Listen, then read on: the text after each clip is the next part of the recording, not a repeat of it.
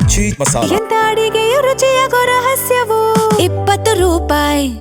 ಅಂತಿಮ ದರ್ಶನಕ್ಕೆ ಅವಕಾಶವನ್ನು ಮುಕ್ತಾಯಗೊಳಿಸಲಾಗಿದೆ. ಸಾರ್ವಜನಿಕರಿಂದ ತಳ್ಳಾಟ ನೂಕಾಟವೇ ನಡೆದು ಹೋಗಿದೆ. ಈ ಹಿನ್ನೆಲೆ ಈಗ ದರ್ಶನಕ್ಕೆ ಅವಕಾಶವನ್ನು ಕಲ್ಪಿಸಿಕೊಡಲಾಗಿತ್ತು ಅದನ್ನು ಮುಕ್ತಾಯಗೊಳಿಸಲಾಗಿದೆ. ಬಹಳಷ್ಟು ಸಾರ್ವಜನಿಕರು ಬ್ಯಾಕ್ ಟು ಬ್ಯಾಕ್ ಬರ್ತಾನೆ ಇದ್ರು.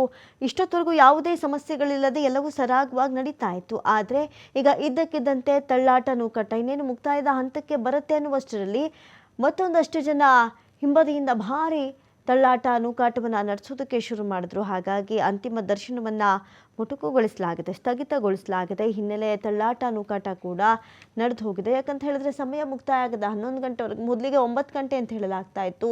ಬಹಳಷ್ಟು ಜನ ಬರ್ತಾ ಇರೋದ್ರಿಂದ 11 ಗಂಟೆವರೆಗೆ ಕಂಟಿನ್ಯೂ ಮಾಡಲಾಯಿತು. ಅದಾದರೂ ಕೂಡ ಜನ ಬರ್ತಾನೆ ಇದ್ದಾರೆ. ಆದರೆ ನಿಗದಿ ಆಗಿರುವಂಥ ಸಮಯ ಮೀರಿ ಹೋಗುತ್ತೆ. ಹಾಗಾಗಿ ಶಿಫ್ಟ್ ಮಾಡುವಂತಹ ಕೆಲಸಗಳು ಯಾವಾಗ ಶುರುವಾಯಿತೋ ಮತ್ತೊಂದಷ್ಟು ಜನ ಅಲ್ಲಿಂದ ಬಂದುಬಿಟ್ಟಿದ್ದೀವಿ, ಬೆಳಗ್ಗೆಯಿಂದಲೂ ವೆಯ್ಟ್ ಮಾಡಿಬಿಟ್ಟಿದ್ದೀವಿ, ದೂರದಿಂದ ಬಂದಿದ್ದೀವಿ ನೋಡಬೇಕು ಅಂತ ಹೇಳಿ ತಳ್ಳಾಟ ನೂಕಾಟವನ್ನೆಲ್ಲ ಆರಂಭಿಸಿಬಿಟ್ಟಿದ್ದಾರೆ. ನೋಡಿ, ಚೆನ್ನಮ್ಮ ಅವರ ಅಂತಿಮ ದರ್ಶನವನ್ನು ಪಡೆಯೋದಕ್ಕೆ ಬಹಳಷ್ಟು ಮಂದಿ, ಸಾವಿರಾರು ಮಂದಿ ಬರ್ತಾನೆ ಇದ್ದಾರೆ, ದರ್ಶನ ಪಡೆದುಕೊಂಡು ಸಾಕ್ತಾನೆ ಇದ್ದಾರೆ.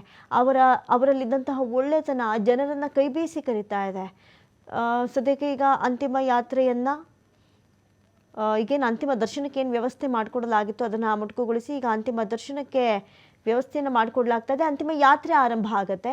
ಇನ್ನು ಹಳೆಯ ಮನೆ ಹತ್ರ ಹೋಗಬೇಕು, ಅಲ್ಲೂ ಕೂಡ ಒಂದು 5 ರಿಂದ 10 ನಿಮಿಷವಾದರೂ ಇಡಿ ಅಂತ HDD ಅವರು ಹೇಳಿದ್ದಾರೆ.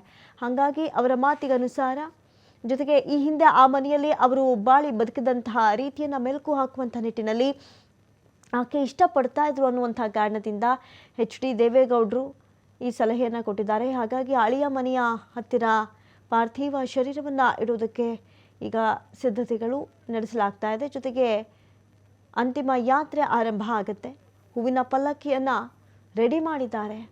ಇನ್ನು ಮತ್ತೊಂದು ಕಡೆ ಅಲ್ಲಿ ಅಂತ್ಯ ಸಂಸ್ಕಾರದ ನಿಮಿತ್ತ ಹೂಳು ತೆಗೆಯುವಂಥ ಕೆಲಸಗಳು ಕೂಡ ನಡೀತಾ ಇದೆ. ಗೋಮೂತ್ರವನ್ನು ಸಿಂಪಡಿಸಿ ನೋಡ್ತಾ ಇದ್ದೀರಿ.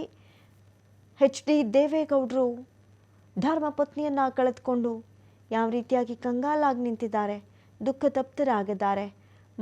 ಮಗನೊಂದಿಗೆ ಮಾತನಾಡ್ತಾ ಇದ್ದಾರೆ. ನೊಂದುಕೊಂಡಿರುವಂತಹ HD ದೇವೇಗೌಡರನ್ನ ಕೂಡ ಮಕ್ಕಳು ಸಮಾಧಾನ ಪಡಿಸುವಂಥ ಕೆಲಸಗಳನ್ನು ಮಾಡ್ತಾ ಇದ್ದಾರೆ. ಯಾಕಂದರೆ ಇಳಿ ವಯಸ್ಸು, ಅವರಿಗೂ ಕೂಡ ಬಹಳಷ್ಟು ವಯಸ್ಸಾಗಿದೆ. ಹಾಗಾಗಿ ಮಕ್ಕಳು ಕೂಡ ಸಮಾಧಾನ ಪಡಿಸುವಂಥ ಕೆಲಸಗಳನ್ನು ಮಾಡ್ತಾ ಇದ್ದಾರೆ. ಒಬ್ಬರಿಗೊಬ್ಬರು ಸಾಂತ್ವನದ ನುಡಿಗಳನ್ನು ಆಡ್ತಾ ಇದ್ದಾರೆ. ಪತ್ನಿಯ ಪಕ್ಕದಲ್ಲಿಯೇ ಕುಳಿತು ಚೆನ್ನಮ್ಮರ ಅಂತಿಮ ದರ್ಶನವನ್ನು HDD ಕೂಡ ಪಡೆದುಕೊಳ್ತಾ ಇದ್ದಾರೆ. ಗದ್ಗದಿತರಾಗಿದ್ದಾರೆ, ಕಣ್ಣೀರು ಹಾಕಿದ್ದಾರೆ. ರೇವಣ್ಣ, ದೇವೇಗೌಡರು, ಮಕ್ಕಳು, ಅನ್ಸೂಯ, ಶೈಲಜಾ ಎಲ್ಲರೂ ಒಬ್ಬರನ್ನೊಬ್ಬರು ಸಮಾಧಾನ ಮಾಡಿಕೊಳ್ತಾ ಇದ್ದಾರೆ. ಬಹಳಷ್ಟು ಜನ ಬರ್ತಾನೇ ಇದ್ದಾರೆ. ಲೈವ್ ದೃಶ್ಯಾವಳಿಗಳನ್ನು ನೋಡ್ತಾ ಇದ್ದೀರಿ ನೀವು ಸ್ಕ್ರೀನ್ ಮೇಲೆ. HD ದೇವೇಗೌಡರು ಕೂಡ ಚೆನ್ನಮ್ಮ ಅವರ ಪಕ್ಕದಲ್ಲೇ ಕುಳಿತಿದ್ದಾರೆ. ರೇವಣ್ಣ ಅವರನ್ನು ಸಮಾಧಾನ ಪಡಿಸಲಾಗ್ತಾ ಇದೆ. ಬಿಕ್ಕಿ ಬಿಕ್ಕಿ ಮಗುವಿನ ಅಂತ ಅಳ್ತಾ ಇದ್ದಾರೆ ರೇವಣ್ಣ.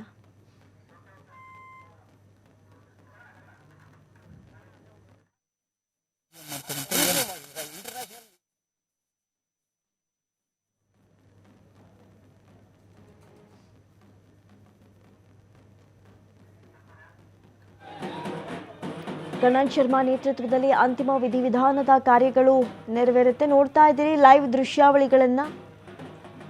ಪಾರ್ಥಿವ ಶರೀರವನ್ನು ಕೊಂಡೊಯ್ಯಲಾಗ್ತಾ ಇದೆ. ಬೆಳಗ್ಗೆ 4:45ರಿಂದ ರೇವಣ್ಣ ಅವರ ಮನೆಯ ಮುಂದೆಯೇ ಸಾರ್ವಜನಿಕರಿಗೋಸ್ಕರ ಪಾರ್ಥಿವ ಶರೀರವನ್ನು ಇರಿಸಲಾಗಿತ್ತು. ಬಹಳಷ್ಟು ಸಂಖ್ಯೆಯಲ್ಲಿ ಸಾಗರೋಪಾದಿಯಲ್ಲಿ ಬರ್ತಾನೆ ಇದ್ರು. ಪಾರ್ಥಿವ ಶರೀರವನ್ನು ನೋಡಿ ಚೆನ್ನಮ್ಮ ಅವರ ದರ್ಶನವನ್ನು ಪಡೆದುಕೊಳ್ತಾನೆ ಇದ್ರು. ಆದರೆ ಸಮಯದ ಮಿತಿ ಇರೋದ್ರಿಂದ ಈಗ ಹೂವಿನ ಪಲ್ಲಕ್ಕಿಯಲ್ಲಿ ಶಿಫ್ಟ್ ಮಾಡುವಂಥ ಕೆಲಸಗಳು ನಡೀತಾ ಇದೆ. ಇದರ ಜೊತೆಗೆ ಪೂಜಾ ವಿಧಿವಿಧಾನಗಳು ನೋಡಿ, ಮನೆಯಿಂದ ಹೊರಗಡೆ ಕರ್ಕೊಂಡು ಹೋಗಬೇಕಾದ್ರೂ ಕೂಡ ಒಕ್ಕಲಿಗ ಸಂಪ್ರದಾಯದಲ್ಲಿ ಪೂಜೆ ಪುನಸ್ಕಾರಗಳನ್ನು ಮಾಡಲಾಗತ್ತೆ. ಬಾಳಿ ಬದುಕಿದ ಮನೆಯಲ್ಲಿ ಬದುಕಿದಂಥ ಹಿರಿಜೀವ ಅಲ್ವಾ, ಹಾಗಾಗಿ ಕೆಲವೊಂದಿಷ್ಟು ಪೂಜೆ ಪುನಸ್ಕಾರಗಳು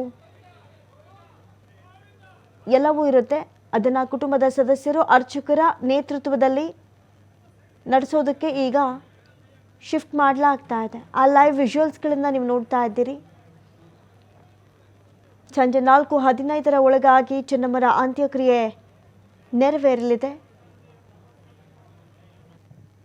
ಇವಾಗೇನು ರೇವಣ್ಣ ಅವರ ಮನೆಯ ಮುಂದೆ ಇರಿಸಲಾಗಿತ್ತು ಪಾರ್ಥಿವ ಶರೀರವನ್ನು ಈಗ ಹೂವಿನ ಪಲ್ಲಕ್ಕಿಗೆ ಶಿಫ್ಟ್ ಮಾಡಲಾಗುತ್ತೆ. ಅದಕ್ಕೂ ಮುನ್ನ ಒಂದಷ್ಟು ಪೂಜಾ ವಿಧಿವಿಧಾನಗಳಿರುತ್ತೆ. ಮನೆಯಿಂದ ಕರ್ಕೊಂಡು ಹೋಗುವಂಥ ಸಂದರ್ಭದಲ್ಲಿ ಅದರಲ್ಲೂ ಕೂಡ ಮುತ್ತೈದೆ ಸಾವನ್ನು ಪಡೆದುಕೊಂಡಿದ್ದಾರೆ. ಆ ಪೂಜಾ ಕೈಂಕರ್ಯಗಳನ್ನು ಈಗ ಶುರು ಮಾಡಲಾಗ್ತಾ ಇದೆ. ಬಹಳಷ್ಟು ದುಃಖತಪ್ತರಾಗಿದ್ದಾರೆ.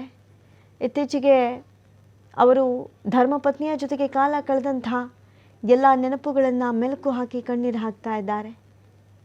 ಸೋಷಿಯಲ್ ಮೀಡಿಯಾ ತೆಗೆದ್ರೆ ಅವರಿಬ್ಬರ ದಾಂಪತ್ಯದ ಆ ಒಡನಾಟದ ವಿಜುವಲ್ಸ್ಗಳು ಇವತ್ತು ಎಲ್ಲರ ಕಣ್ಣಾಲಿಯನ್ನು ತೇವ ಮಾಡಿವೆ. ಅಷ್ಟು ಚಂದದ ದಾಂಪತ್ಯ, ಆದರ್ಶ ದಂಪತಿಗಳಂತೆ 70-80 ವರ್ಷ ಆಗಿರಬಹುದಾ ಅವರ ಮದುವೆಯ ಜೀವನ. ಆ ಸುದೀರ್ಘ ದಾಂಪತ್ಯದಲ್ಲಿ ಎಂದೂ ಜಗಳ ಆಡಿರೋದನ್ನ ನಾವು ಕಂಡಿಲ್ಲ ಅಂತ ಹೇಳಿ ಮಗಳು ಅನಸೂಯ ಕಣ್ಣೀರು ಹಾಕ್ತಾಯಿದ್ರು. ಎಂದಿಗೂ ಯಾವ ವಿಚಾರಕ್ಕೂ ಒಬ್ಬರ ಜೊತೆ ವಾಗ್ವಾದಕ್ಕೆ ಇಳಿದಿಲ್ಲ ಅಂತ. ಅಂಥದ್ದೊಂದು ಸಂಸಾರ ನೋಡೋದೇ ಅತಿ ವಿರಳ. ನೋಡಿ, ದೇಶಕ್ಕೆ ಮಾದರಿ ಇವರ ದಾಂಪತ್ಯ. 7-8 ದಶಕಗಳ ಕಾಲ ಯಾವುದೇ ಜಗಳಗಳಿಲ್ಲದೆ, ಜೂಟಿಗಳಿಲ್ಲದೆ ತುಂಬು ಸಂಸಾರದ ಜೊತೆಗೆ ಜೀವನ ನಡೆಸಿರುವಂತಹ ಪರಿ ಇವತ್ತು ಎಲ್ಲರೂ ಸ್ಮರಿಸ್ತಾ ಇದ್ದಾರೆ.